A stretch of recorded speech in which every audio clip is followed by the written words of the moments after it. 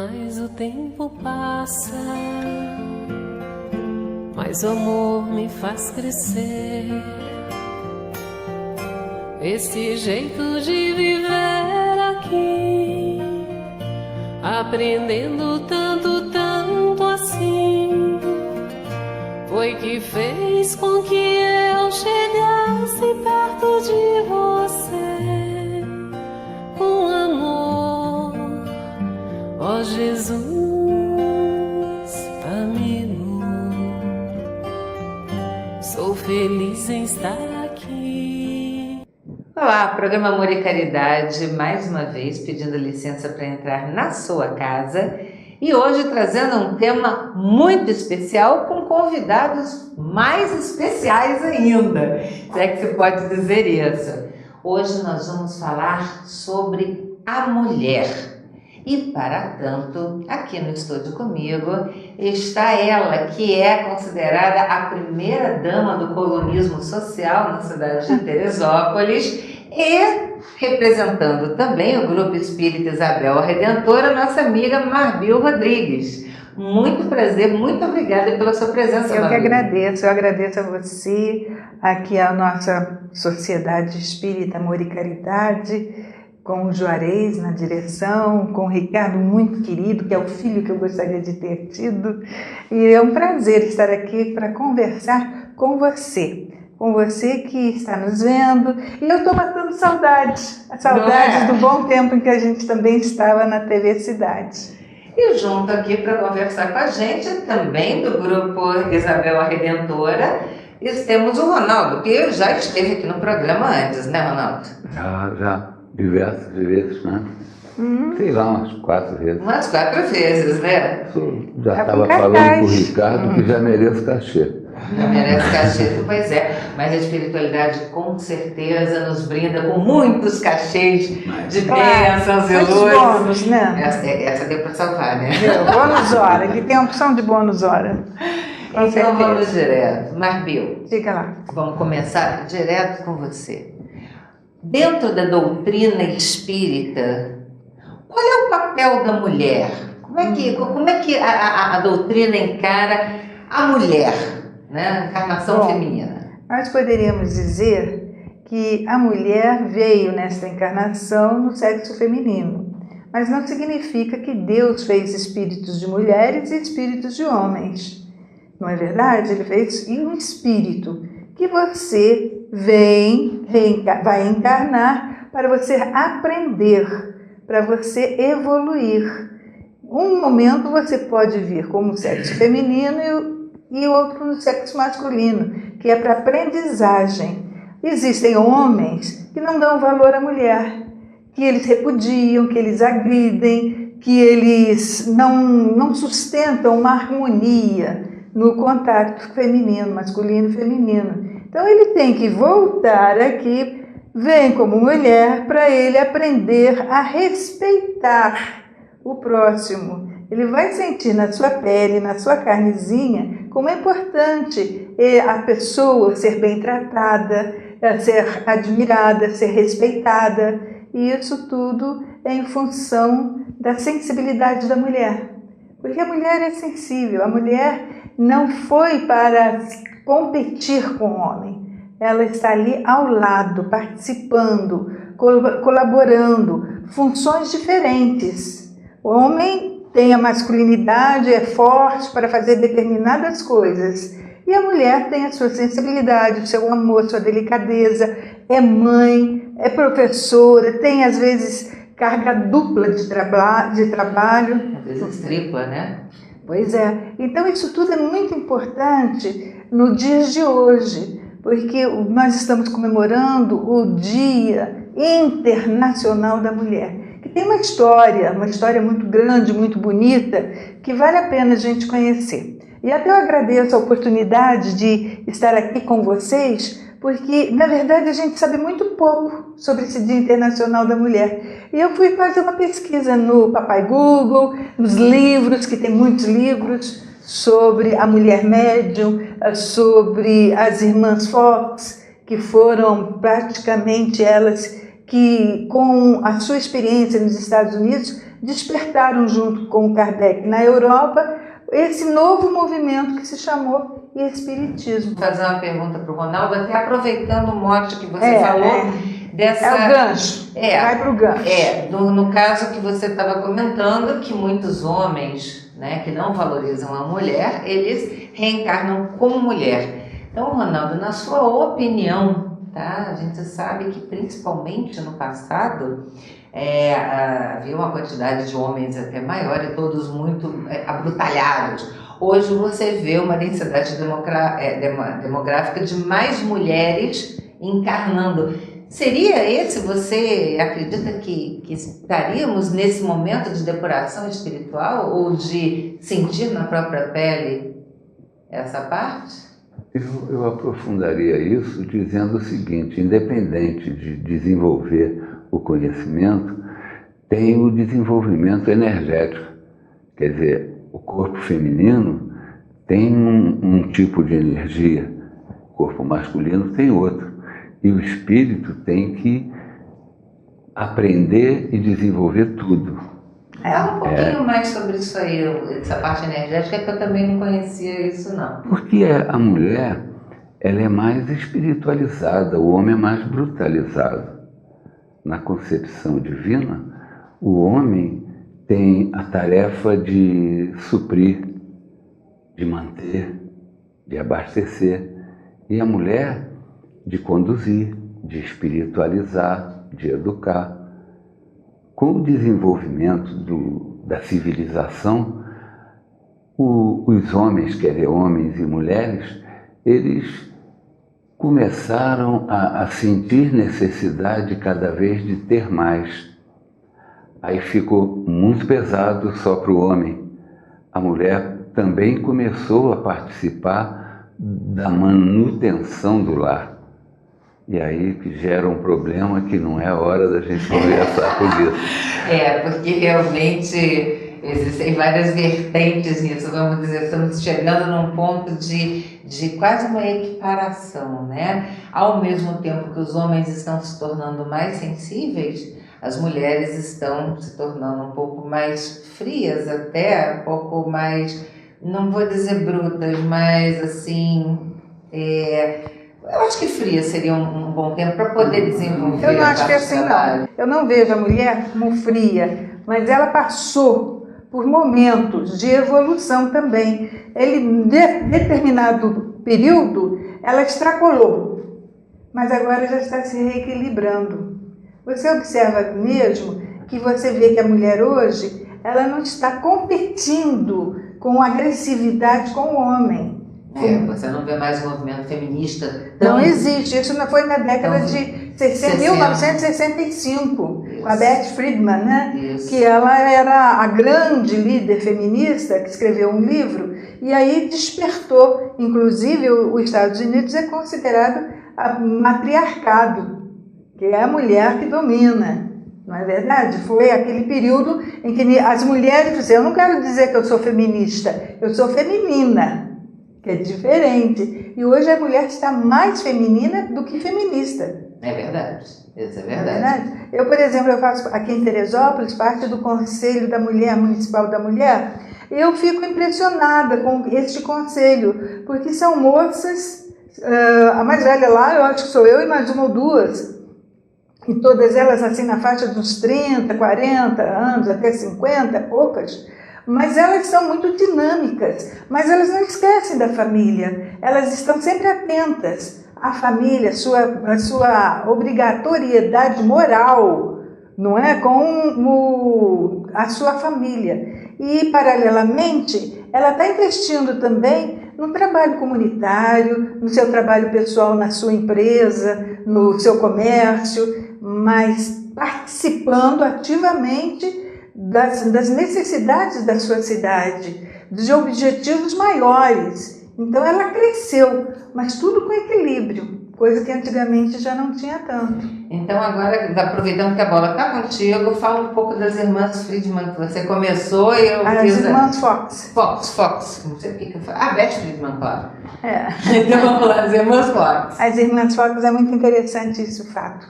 Na mesma época em que o Kardec estava fazendo o trabalho na França, nos Estados Unidos surgiram as famosas Irmãs Fox. Era uma menina de 11, outra de 17 e outra, mais ou menos, se não me engano, tinha 9. Eram 3 irmãzinhas. Estamos mais ou menos em 1855, 1800, por aí, 1856. Então, o que aconteceu? Elas se mudaram para uma determinada casa e naquela casa começaram a ouvir batidas na parede e barulhos.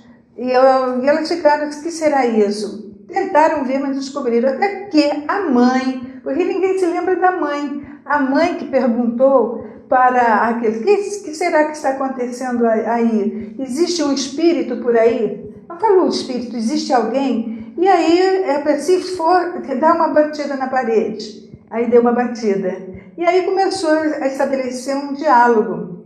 Mas as pessoas não acreditavam que fosse uma alma do outro mundo, entre aspas.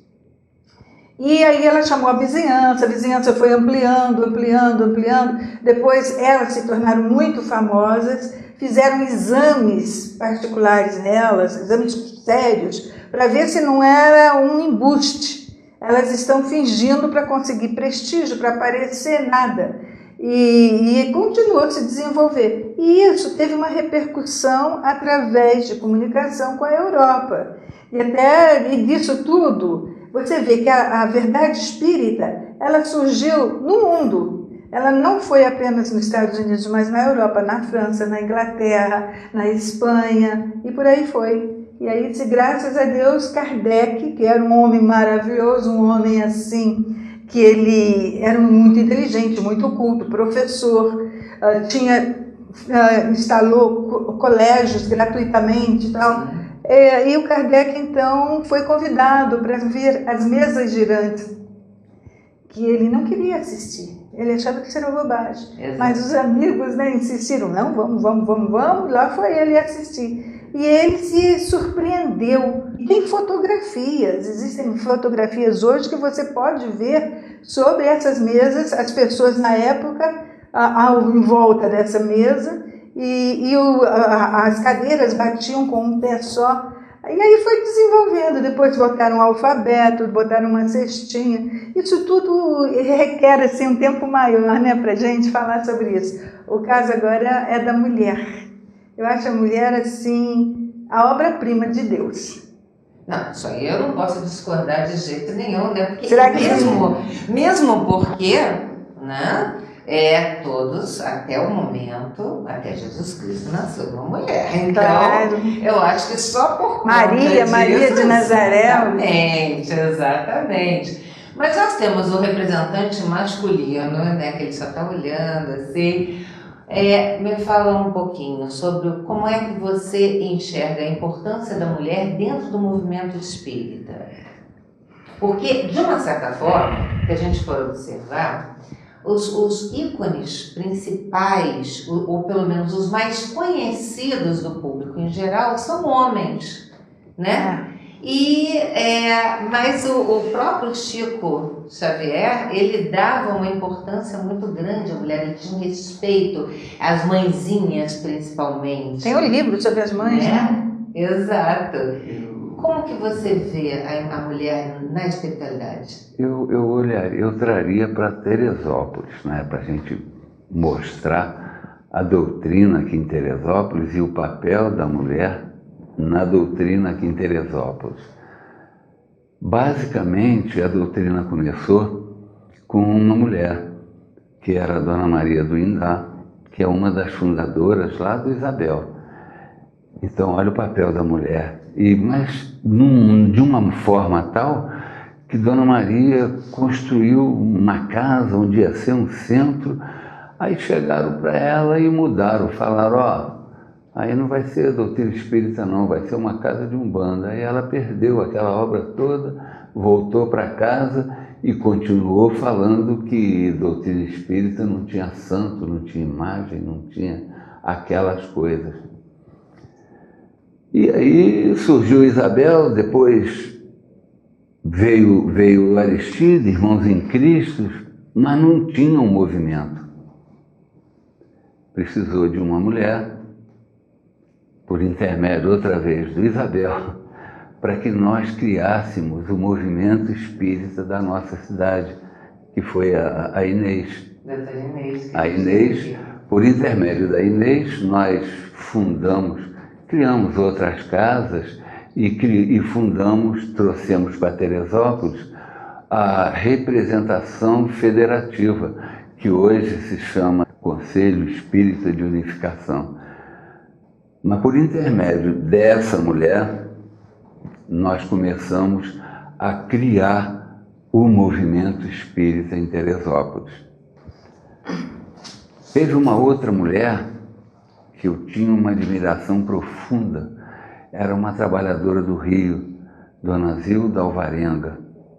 Na primeira semana espírita de Teresópolis, foi um protestante assistir a primeira palestra, que foi no Salão Nobre da Prefeitura, que ainda era Salão Nobre, não era teatro, e aquilo cheio. E a primeira palestra quem fez foi Dona Zilda. E Dona Zilda, ela era a pessoa que eu conheci na minha vida que mais entendia de Evangelho. O que você imaginar em qualquer idioma, em qualquer tradução de sânscrito, e ela sabia tudo. E ela fez uma palestra maravilhosa, e esse protestante foi lá para brigar, para criar problema na prefeitura ter isso. No dia seguinte, na repartição onde ele trabalhava, eu cheguei lá e ele falou: Ronaldo, de onde que saiu aquela mulher? Como é que ela conhece tanto? Olha, a mulher mostrando o Evangelho com a beleza de conter o ímpeto de uma pessoa que queria tumultuar um trabalho. Nas casas espíritas, a gente vai vendo assim, o Irmãos em Cristo foi uma ideia da Isa, era uma mulher. O Aristide Silva é uma criação da Dona Irene, que era esposa do Aristide Silva. O Amor e Caridade, ele tem a importância da seriedade do Juarez, mas tem o alicerce imenso, mas é muito grande, da Virgínia.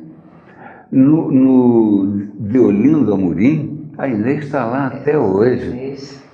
No nosso lar de Teresópolis, o Jaime conta com a base sólida da Dona Sandra. A Eliana, lá em Guapimirim, tem um trabalho inovador que abriu uma frente de trabalho. Então a gente vai vendo que o movimento ele está muito baseado no trabalho da mulher. E é incontestável, a gente não pode diminuir. Não, com certeza. Inclusive, até fazendo uma parte falando da doutora Inês, eu estou aqui por causa da doutora Inês, para aconselhamento dela, né?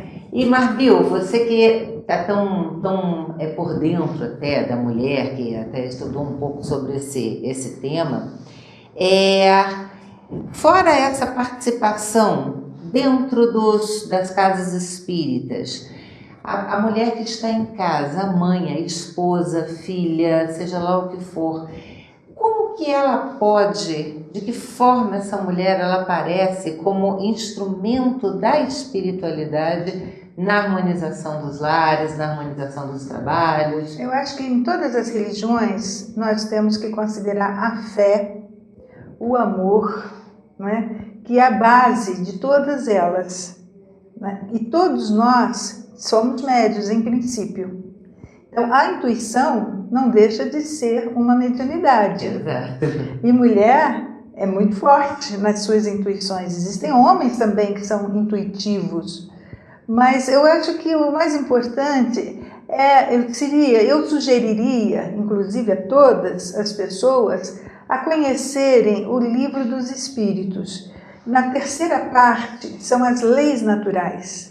Que essas leis naturais servem para todas as religiões, que é o comportamento que as pessoas e a explicação de fatos com lógica.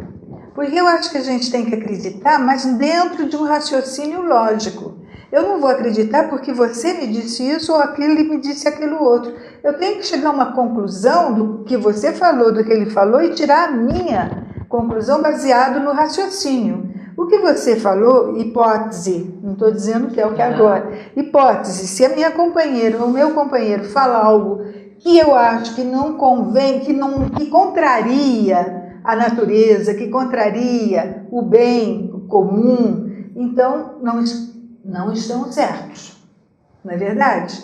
Então isso acontece em todas as religiões. Então a mulher espírita, aliás, se você me permite um parêntese, nós já fizemos em Teresópolis 3 encontros de mulheres espíritas. Que bacana. Foi, com maior sucesso, promovido pelo Conselho Espírita de Unificação. E já estamos pensando em fazer um 4º encontro da mulher espírita, de uma abrangência muito grande. E tivemos mulheres de Friburgo, do Rio de Janeiro, de Teresópolis, que encheram lá o salão onde não foi feito o encontro. E trouxemos 3 excelentes expositoras, que vieram realmente, uma do Rio de Janeiro, outra de Friburgo, e mais uma que foi de Teresópolis, que não poderíamos deixar, porque temos mulheres aqui com muito gabarito para poder fazer palestras. Todas as casas fazem palestras com mulheres assim de expressão de cultura espírita e de cultura geral, porque a gente não pode ficar só limitada à sua religião. Você tem que abrir. Sim, com certeza. Não é verdade? Você tem que ter o conhecimento.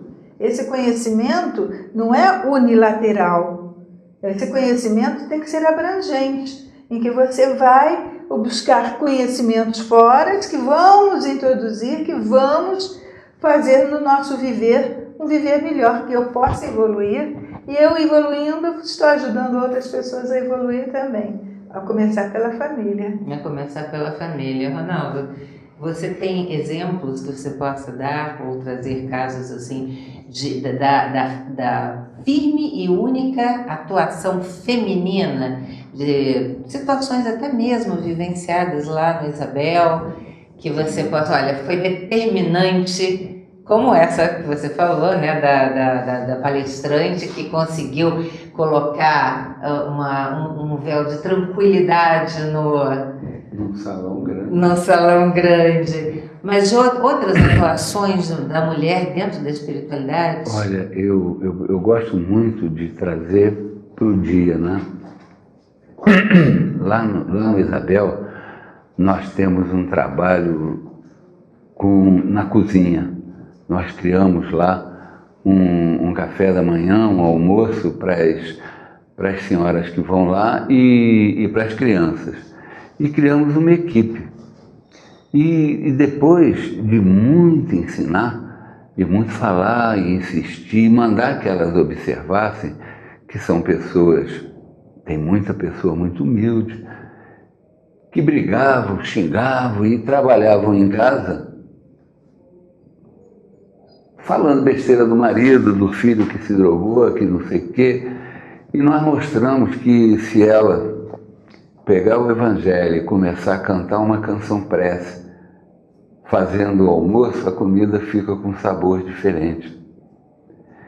Que o marido chegou em casa brigando, não sei o quê, se ela se recolhesse num canto, fizesse uma prece, ela conseguiria acalmá-lo. E depois que ele dormisse um pouquinho, quem sabe que uma conversa não daria certo e não acomodaria a situação. Isso vem acontecendo há anos. Você falou sobre uma conversa. Depois que ele estivesse dormindo, tem uma conversa, não foi isso que você falou? Após acordar. Após acordar, tá. Então, uma pausa rapidinho, que nós vamos aos nossos intervalos. Mas já a gente está voltando com o assunto da mulher na espiritualidade, a mulher espírita, a mulher dessa semana que está sendo comemorado o Dia Internacional da Mulher, então é dela que nós estamos falando. A gente volta já.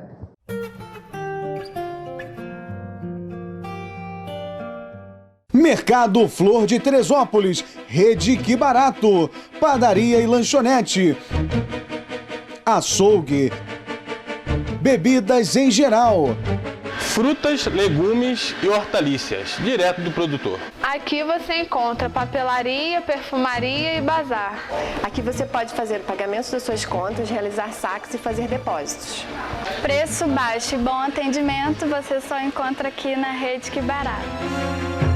Tempero da Serra Restaurante Self-Service. Funcionando de segunda a domingo, das 11 da manhã às 3h30 da tarde, com um cardápio variado. E aos finais de semana, aquele frango assado saboroso. Tempero da Serra Disque Entregas. Telefone 99186-9088 e 99811-1688. Rua José do Patrocínio, 322, no bairro de São Pedro.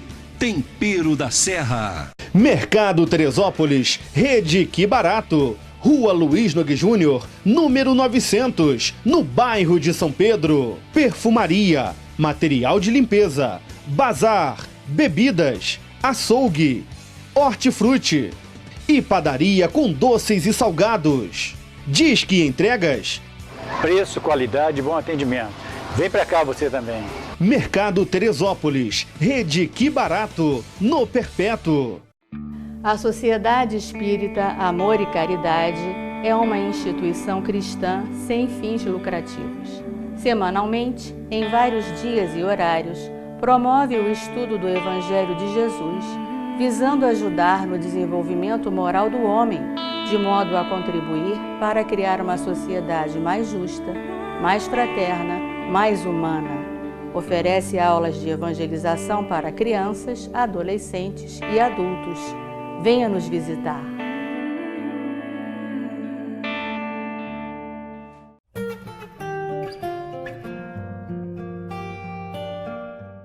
Programa Amor e Caridade de volta rapidinho, hoje com o tema A Mulher na Espiritualidade, a Mulher Espírita. No primeiro bloco nós conversamos um pouco da importância da mulher dentro do Espiritismo, mas eu fiquei com uma dúvida que eu quero ver quem é que vai, qual dos dois que vai me tirar essa dúvida. Vocês me disseram que espírito não tem sexo, que a encarnação pode ser feminina ou masculina. Mas na doutrina nós vemos várias obras que são assinadas por espíritos masculinos e femininos. Como é que é isso? Se ele não tem sexo, por que do outro lado tem sexo? Como é que funciona? É fácil de explicar. Ele está se apresentando como, por exemplo, a nossa querida Soror, Madre Joana de Ângeles. A Joana de Ângeles, ela sempre se apresenta com aquele traje todo de Soror, de irmã de caridade. Foi onde ela evoluiu bastante, ela cresceu espiritualmente. Então, em função disso, ela já na sua vida como encarnada, praticava muito bem. Então, ela vai para o plano espiritual. Nesse plano espiritual, ela tem a anuência para se comunicar com o Divaldo Pereira Franco. Então vamos ver se eu entendi direitinho. Na realidade, o espírito, quando ele vai se manifestar, ele escolhe uma forma que pode ser da última. Geralmente é a última. Geralmente, mas pode não ser a última, aonde ele vai se identificar, ele vai se mostrar daquela forma para que o seu médium, e depois através dele o restante das pessoas, tenham essa identificação. É isso? Eu entendi direito? Realmente, a forma em si não representa muito. O que é importante é a mensagem que ela nos traz, que ela é muito conhecida. Tanto que você sabe que na Barra da Tijuca, no Rio de Janeiro, existe o SEJA, que é um Centro Espírita Joana de Ângeles, que é fantástico, dirigido por uma senhora, uma jovem senhora, que ela está fazendo um trabalho que eu considero como um exemplo. Então a gente fica muito feliz, e eu acho que é muito importante a gente conhecer esse movimento de outros municípios do Brasil. O Brasil tem mais de 700 casas espíritas no Rio de Janeiro, imagina no Brasil todo. Nossa, tudo isso? Tem muita coisa. Hoje já é mais de 800. Já? Aqui no Rio? No estado do Rio. No estado do Rio de Janeiro. É muita coisa, hein? Exatamente. Então eu acho a interação esse entrosamento, essa harmonia e esse descobrimento que nós fazemos, vendo que, olha, tem tantos amigos, tantos companheiros espíritas muito longe. Então, quando tem a Rádio Rio de Janeiro, quando a gente tem um movimento, a Semana Espírita, tem a Feira de Livro Espírita que está para sair agora, em abril, né, se não me engano, eu adoro aqueles livros espíritas. E tem muita gente que não é espírita, como nós, mas são simpatizantes. Exato, eu acho que hoje está muito isso, eu né? acho que talvez tenha mais simpatizante, que adora ler livro espírita, gosta de romance espírita, gostam de histórias, tem a criançada que adora aqueles livrinhos também infantis, tem o que fala sobre os animais. Um animal morre, e aí, para onde vai? Como é que fica? Eu acho, isso não estava bem assim no tema, mas eu acho que vai caber em cima desse teu comentário, que principalmente o brasileiro, né? O brasileiro, ele é católico de nascimento, todo mundo tem que acaba tendo que ser batizado. Mas o Brasil sempre foi um país católico. Né? Só até 1824. Só que no decorrer da vida das pessoas, elas não querem encarar a morte como simplesmente um descanso eterno onde vai dormir. É o medo. É o medo. Então, ele pode até ir à missa, ele pode até acreditar em tudo, mas ele também acredita no princípio da reencarnação. E você vê muitos católicos falando, não, acho que na vida passada eu fiz isso, ou é um karma que eu trago, e são termos... verdade. Especificamente, né? Espíritas. A mídia também, os filmes... Agora, os filmes que tivemos, filmes espíritas, ajudaram muito a divulgação. Exato. Até o filme americano, volta e meia, apresenta um filme ali que fala em outra encarnação, na vida, lá em morte, da morte física. Então, há uma explosão, assim, de consciência de que existe uma vida além da vida física. Da vida física, né? Além da morte, você tem vida. A vida além da vida, pode-se dizer assim.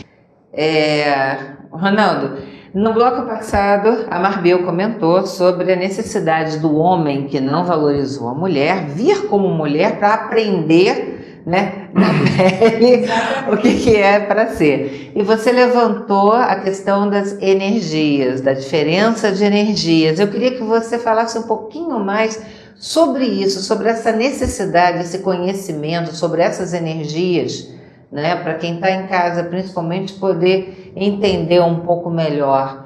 Como seria isso? Tem um pensamento assim bem poético.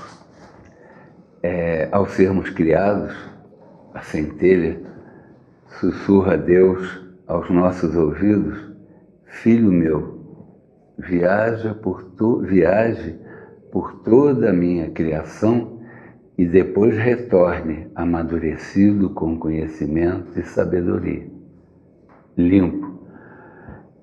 E essa viagem nada mais é do que as experiências dos espíritos por toda a criação divina. E quando chega no plano físico, na forma também. E na forma, ele não criou um corpo, ele criou dois. Então, a necessidade do desenvolvimento da espiritualização, significado no corpo feminino e no esforço, no trabalho, no empenho, não é? No corpo masculino. E isso vem em forma de energia, porque tudo é energia no universo. Não tem nada diferente. Tudo, o ar, o mar, a gente, tudo. E aí, nós temos que aprender a dominar, a conhecer todas as energias. Então, respondeu? Ou seja, mesmo eu hoje sendo mulher, adorando ser mulher, eu não me vejo de jeito nenhum como homem, né? Não consigo me ver como homem de jeito nenhum. Mas, de repente, eu vou ter que passar por essa experiência. Se você já não passou. Se eu já não passei, espero que eu já tenha passado. Eu continuo como mulher. Depende do teu livre-arbítrio. Se você faz más escolhas em relação ao sexo oposto, seja ela assassinato, seja ela maldizente, seja você agressiva como o sexo oposto, você vai aprender na outra encarnação que isso tudo que você errou, porque você teve um livre-arbítrio mal encaminhado, mal decidido, a decisão é tua. Eu vou para o bem ou vou para o mal. Se eu escolho o mal, eu vou ter que ressarcir isso. Não posso ficar impune, porque a justiça de Deus é uma só, é boa. Deus não quer o mal de ninguém, não é verdade? Então, se Ele quer o bem, por que eu não vou corresponder? Ele me criou bem, Ele me criou bom, agora eu faço cada decisão horrível. Por que eu não tenho que... Por que eu vou agredir o Ronaldo? Não tem razão para eu agredir o Ronaldo. Então, eu tenho que aprender a me relacionar, eu tenho que aprender a ser cuidadosa, a ser perseverante. Porque às vezes a pessoa vai dizer, eu vou deixar para depois, ou amanhã eu faço isso, faço aquilo, e fica no bem bom, não vai que vai. Não, a gente tem que ter firmeza. O Chico Xavier, ele era muito determinado, Allan Kardec era muito determinado. Todos esses grandes, eles têm aquele caminho reto, eles não fazem as perpendiculares. Claro que eles são humanos, cometem erros, mas o errinho dele desse tamanho, o nosso é desse. Isso é desse, né? Acho que nem cabe na sala. Continuando. O que a Marbil falou, eu só acrescentaria o seguinte, não será essa correção... não será na reencarnação necessariamente na seguinte. Isso. É quando o espírito tiver capacidade de aprendizado. Entendeu? Sim. Não, porque senão seria mais castigo, né? Se ele não tem competência ainda, colocá-lo numa situação de fracasso. E a reencarnação jamais. Qualquer uma delas visa o fracasso do reencarnante, quando ela tem condições de cumprir, de limpar aquele engano do passado. A gente hoje está conversando, fazendo até essa separação homens-mulheres, porque o programa é em homenagem à mulher, ao Dia Internacional da Mulher, mas a Vivian, particularmente, ela não gosta muito dessa diferenciação. Porque é lógico que o homem, ele tem uma função. A mulher, ela tem uma função. Agora, eu acho que acima dessas funções, nós somos seres humanos. Então, o mal que eu faço ao meu semelhante é que eu tenho um homem e uma mulher. Se eu for ali dar um tapa em cada um deles, independente de dizer homem ou mulher, vão sentir do mesmo jeito. Né? E essa evolução espiritual, eu acredito que ela possa se dar exatamente das duas formas, homem e mulher, em situações, né? Parecidas ou divergentes, isso aí não importa, mas a evolução é do espírito como um todo. Mas você é responsável pelos teus atos, como encarnada. Não é verdade? Enquanto encarnada, eu sou responsável pelos meus atos, pelo meu livre-arbítrio, conforme a gente estava dizendo. Então, eu acho que a gente não pode dizer, não, cada um tem a sua vida, mas vamos em linha reta, né? Agora, cada um... Agora também tem a reencarnação compulsória, né? Que a pessoa, às vezes, vem que não quero ir, mas tem que ir para aprender. Tudo tem limite, tudo tem limite. Tudo na vida tem limite. Agora, voltando aqui ao nosso assunto dos espíritos, né? E principalmente ligado aos espíritos femininos.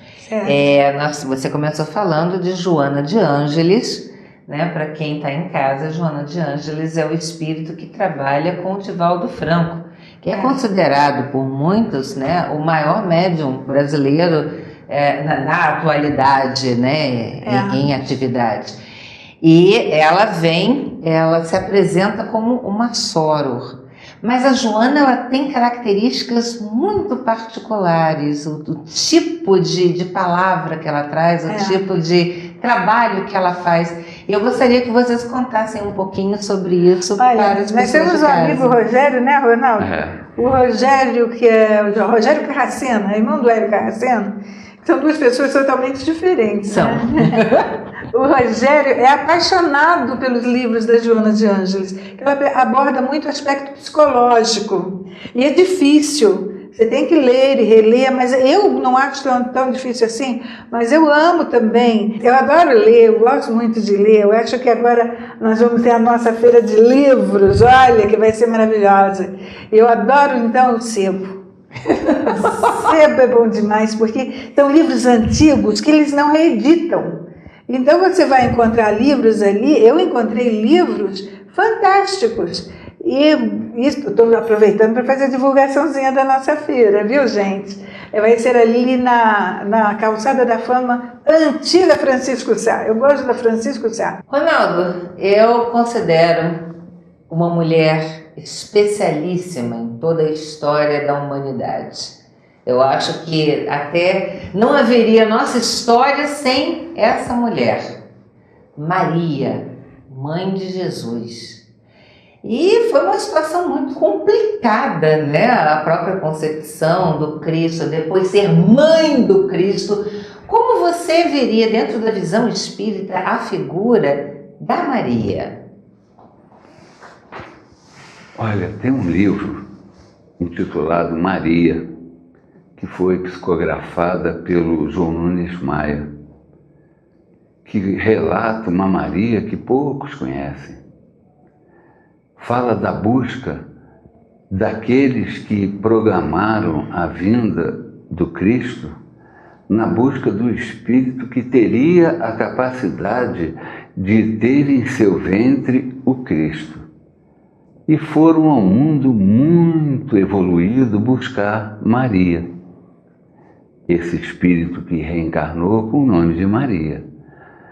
E cedo, muito cedo, como criança de 5, 6, 7 anos, já mostrava, como Cristo mostrou, o quanto era evoluída, até que foi encaminhada a um templo para estudar e ser uma das alunas do sacerdote.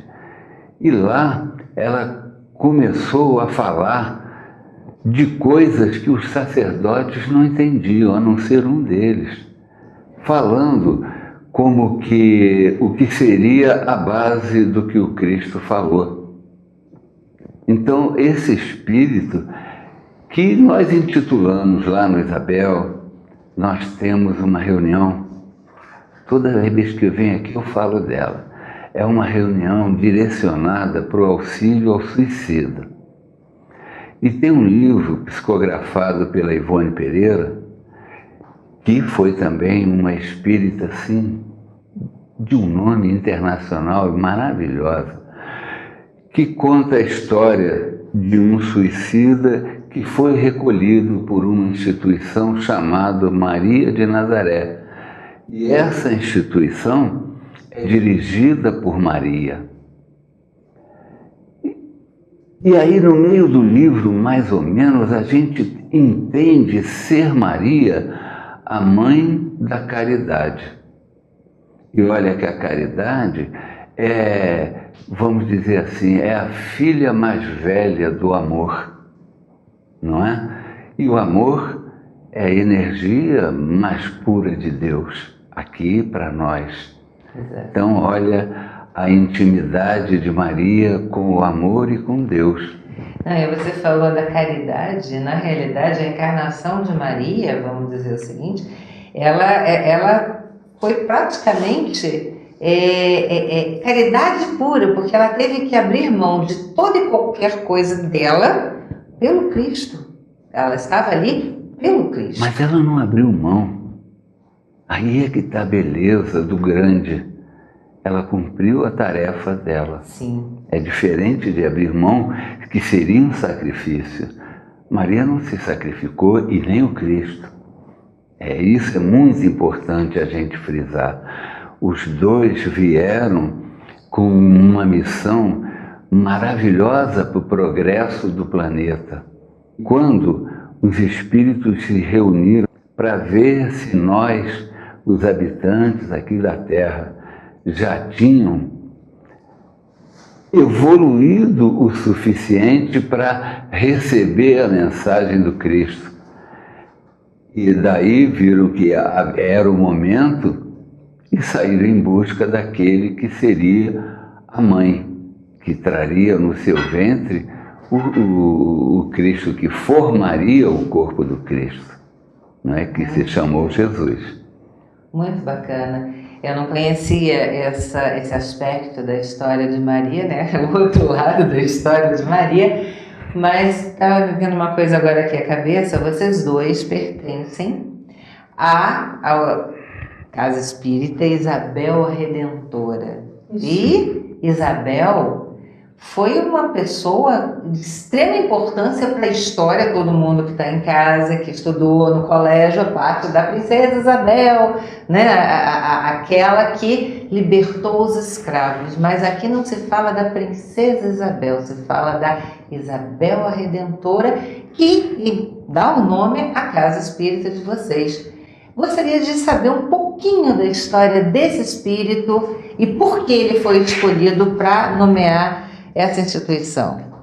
Olha, porque eu realmente não sei, porque eu não perguntei isso para o senhor Henrique Magalhães, que deu o nome para ela. Já desencarnou com 104 anos. Nossa! Mas era uma pessoa fantástica. Eu já ouvi falar Ele era dele. um português rico.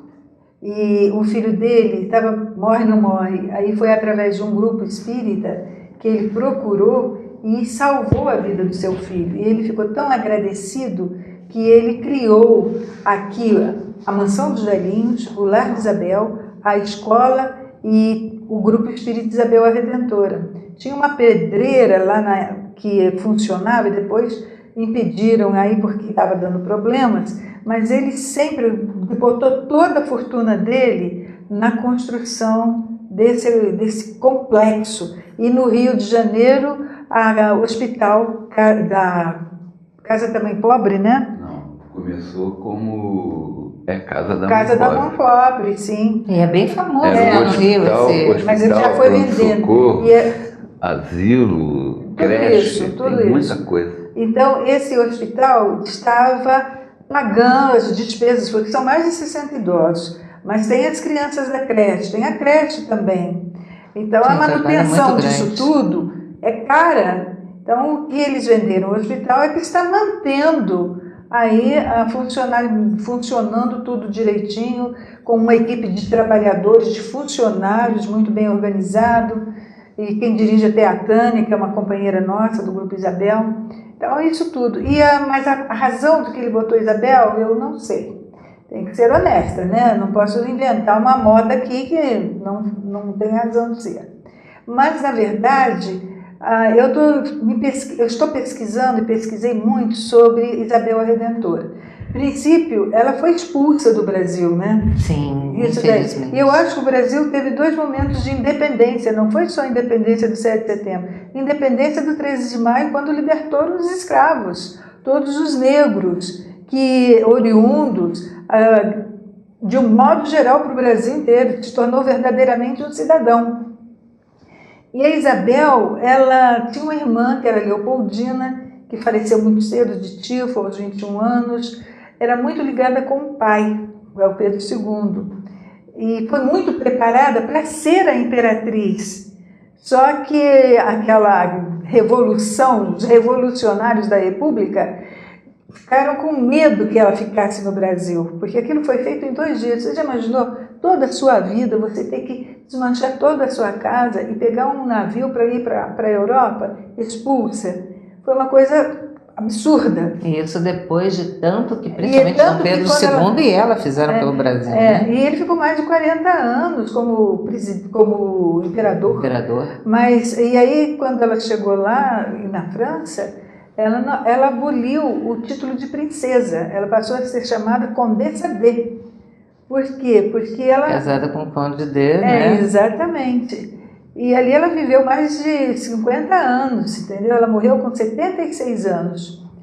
Mas ela teve uma vida muito tranquila, muito serena. Outro dia eu estava pensando assim, como é que ela conseguiu fazer essa libertação? Ela conseguiu se propor a isso. Primeiro, ela era muito bem casada. Harmonia no lar, olha a importância da harmonia no lar, não é verdade? Porque quando ela teve o primeiro filho, o segundo filho, porque a primeira faleceu, e era uma menina. E o segundo, quando nasceu, o médico falou assim, eu nunca vi duas pessoas tão apaixonadas, o Conde D e ela, porque ele ficou ansioso, angustiado, querendo ver se ela estava bem, e ela teve 3 meninos. Bom, na verdade, a Isabel, eu achava que ela teve harmonia, e quando a mulher tem harmonia dentro do seu lar, ela pode se dedicar com tranquilidade às suas tarefas. No caso dela, era substituir D. Pedro quando ele viajasse. Ele viajou 3 vezes. E nessas 3 vezes, ela trabalhou, ela botou um ministério para que eram de abolicionistas. Então, ela facilitou toda a engrenagem política para que ela pudesse assinar a Lei Áurea. E ela, acredito que esse termo até a Redentora, é aquela que tirou do sofrimento. José de Patrocínio que deu esse tema para ela. A Isabel, a Redentora. Agora tem só um detalhezinho que você me permite completar, é porque Isabel, ela pretendia se tornar a imperatriz e ela tinha 2 objetivos. Uma era fornecer aos escravos libertos uma recompensa pelo que ele tinha passado e promovê-los. E o segundo era a liberdade da mulher, porque a mulher nessa época a mulher era dondoca, né? E ela queria que a mulher participasse mais ativamente. Tudo influenciado pela aia dela, né? Que ela também era uma mulher inteligente, ela pintava, ela cavalgava, ela falava vários idiomas, era mulher elegante, tudo de bom. Eu particularmente gosto muito da história dessa época do Brasil. Ronaldo, você queria completar alguma coisa? Você falou dos escravos. E o nome de Isabel está realmente ligado. Nós temos as nossas reuniões mediúnicas e tem bastante espírito, alguns recuperando, outros recuperados e outros em início de recuperação espiritual, ainda dessa época da escravidão, que são tratados na espiritualidade lá na casa de Isabel e são atraídos pela Isabel, que lá nós a intitulamos Mãe da Liberdade. É a nossa patrona. Exatamente, é uma história muito bonita. Mas infelizmente o papo está uma delícia, eu pelo menos adoro, mas o nosso tempo acabou, né? Hoje nós conversamos sobre a mulher dentro da espiritualidade, tanto encarnada, como é o caso de todas nós, como desencarnadas, como é o caso do exemplo de Joana de Ângeles. E tivemos aqui com o Ronaldo e a Marbel, que são da Casa Espírita Isabel a Redentora. Tivemos uma aula de história do Brasil, né? Uma aula super legal. O programa está encerrando, mas a Marbel trouxe um texto muito bonito de Leon Denis, falando sobre a relação, o homem, a mulher, os espíritos, e eu vou encerrar a minha participação, a nossa participação aqui, e deixar vocês com a Marbel, com a voz da Marbel, e essa grande lição deixada pelo Espírito Leon Denis. Na próxima semana, novamente, Amor e Caridade vai pedir licença para entrar na sua casa, mas principalmente no seu coração. Até lá! A virtude traduz divindade. O homem é capaz de todos os heroísmos e a mulher é capaz de todos os martírios. O heroísmo enobrece e o martírio sublima. Se o homem é um oceano, a mulher um lago. O oceano tem a pérola que o embeleza. O lago tem a poesia que o deslumbra. Enquanto o homem é a águia que voa, a mulher é o rouxinol que canta. Voar é dominar o espaço, mas cantar é conquistar a alma. O homem tem um farol, a consciência. A mulher tem uma estrela, a esperança. O farol guia, a esperança salva. Enfim, o homem está colocado onde termina a terra e a mulher onde começa o céu. Com o Evangelho a nos guiar, aprenderemos a amar. Com a paz em nossos corações e a vontade que nos faz seguir, poderemos encontrar o que um dia o nosso Pai então nos ensinou, que do amor renasceremos, que do amor renasceremos.